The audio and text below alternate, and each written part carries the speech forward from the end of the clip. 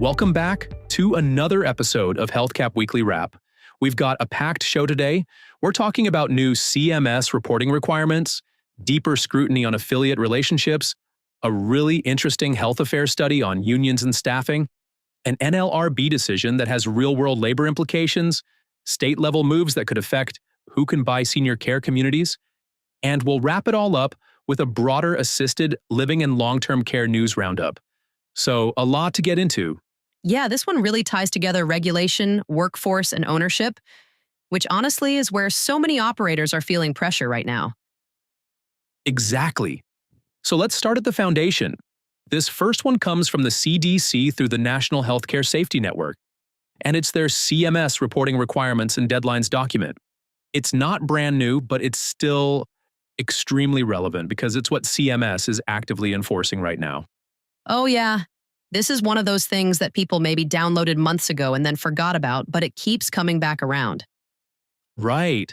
This document lays out exactly what senior care communities have to report through NHSN, when it's due, and how it connects directly to CMS participation and reimbursement. Infection data, vaccination data, staffing data, all of it. And what I think gets lost sometimes is that this isn't just paperwork. Missing a deadline or misreporting can have very real consequences. Yeah. Payment penalties, enforcement actions, even survey attention. For senior care leaders, the takeaway here is you need a system, not just a reminder on someone's calendar. This is ongoing operational compliance, not a one-time task. And it also sets the tone for everything else we're going to talk about today, because CMS is clearly saying, we want transparency, we want consistency, and we want to see how you operate day to day. Exactly. And that brings us straight into the second story, which comes from McKnight's. This one is about CMS's new focus on affiliate risk and how that's deepening compliance concerns for skilled nursing operators. Yeah, this one raised a lot of eyebrows when it came out. It did. CMS is looking beyond the four walls of a single community and asking questions about related parties, management companies, ownership structures, shared services, all of that. So not just what happens in the community, but who else is involved behind the scenes. Exactly. And for operators, this matters because even if care delivery is strong, unclear affiliate relationships or poorly documented financial ties can trigger compliance issues. And that's especially relevant for larger organizations or groups that have grown through acquisition. Yes. Growth brings complexity. CMS is signaling that complexity is not an excuse. The takeaway for senior care leaders is to really understand and document governance, contracts, and financial relationships. This is about being able to clearly explain how decisions are made and who is responsible for what. And it also connects back to reporting, right? If CMS is already looking closely at your data, they're now looking closely at who controls that data and how it flows. Exactly. Which makes this a good moment to pivot to our third story, which is the health affairs study. This one looks at labor union presence, nurse staffing ratios, and quality outcomes from 2013 to 2021. Yeah, and just to note, this study is a little older in terms of data, but it's still incredibly relevant given what we're seeing right now with workforce challenges. Absolutely.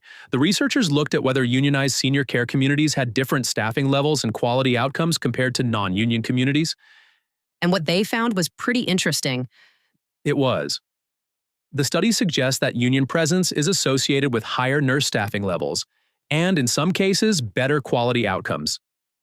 It doesn't say unions solve everything, but it does show a meaningful relationship.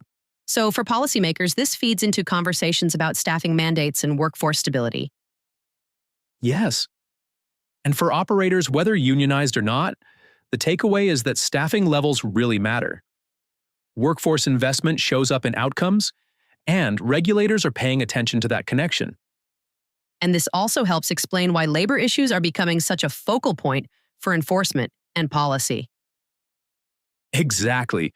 Which leads us directly into the next story from McKnight's. The NLRB ruling, where the board found in favor of a union over trespassing allegations at a senior care community. Oh yeah, this one feels very tangible. It does. In this case, the NLRB ruled that the operator improperly restricted union organizers' access. The decision reinforces long-standing labor protections around organizing activities. So even if an operator believes they're protecting their space or operations, there are limits to how far they can go. Right. And this is where it's important for leaders to understand labor law, not just rely on instinct. The NLRB has been very active recently, and this decision reflects that.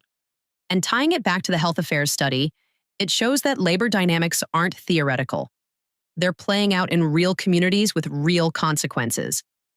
Exactly. The takeaway here is not that every community will unionize, but that operators need to be prepared. Policies, training, and legal guidance matter. Mishandling a situation like this can create risk that goes far beyond one incident. And workforce challenges aren't going away anytime soon? No, they're not. Which brings us to the fifth story, also from McKnight's. This one looks at states considering whether to block private nursing home buyers who have significant litigation histories. Yeah, this one is fascinating from an ownership and transaction perspective. It really is. Some states are exploring policies that would prevent buyers with certain legal track records from acquiring senior care communities. So it's not just about whether you have the capital, but whether the state views you as a responsible operator. Exactly. This reflects a broader trend of states using licensure and approval authority to influence who can own and operate senior care communities. And for current operators, even if you're not buying or selling right now, this matters. It does, because it signals how states are thinking about accountability and oversight. Past behavior is increasingly being used as a predictor of future performance. The takeaway here is that reputation, compliance history, and governance really matter. They affect not just today's operations, but long-term strategy and exit options. And it ties back again to transparency and trust. Exactly, which is a nice segue into our final item, the assisted living and long-term care news roundup from McKnight's. Yeah, this one is more of a pulse check. It is. It pulls together multiple headlines that touch on staffing pressures, regulatory updates, reimbursement issues, and operational challenges across senior care. And while none of the individual items might be shocking on their own, together they paint a clear picture. They do. Senior care is operating in an environment where expectations are rising, margins are tight, and scrutiny is increasing from every direction. The value of a roundup like this is that it reminds leaders they're not alone. These are industry-wide challenges. Exactly. And the takeaway is to stay informed. Trends don't usually appear overnight. They build, and the organizations that are paying attention early are better positioned to adapt. So when you step back and look at all 6 stories together, there's a clear theme. Yeah, regulation, workforce, and ownership are all converging. And for senior care leaders, the message is that silos don't work anymore. Compliance affects workforce. Workforce affects quality. Quality affects ownership and oversight. Exactly. The more leaders can connect those dots, the better prepared they'll be for what's coming next. And that's why we bring these stories together each week.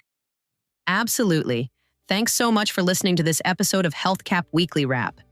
If you want more insights like this, be sure to check out Angie's blog at healthcapusa.com/Angie's-blog. We'll see you next time.